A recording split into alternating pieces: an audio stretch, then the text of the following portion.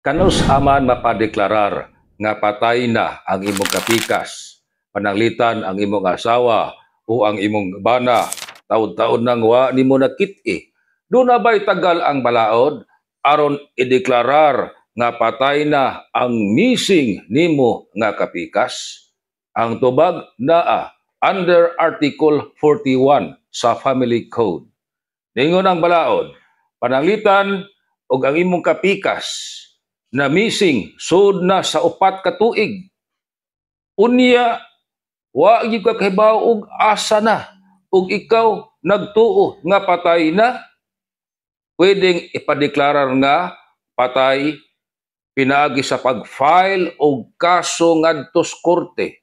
Gitawag og Petition for Declaration of Presumptive Death.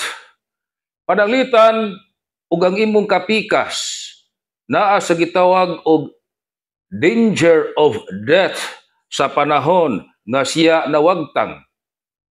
Pananglitan dunay eroplano nga na-crash, sakay didto ang imong asawa o bana, o dunay barko nga nalunod, sakay didto ang imong bana o asawa, ug sud sa 2 ka tuig wa na gyud nimo nakit-i, pwedeng ipadeklarar nga patay.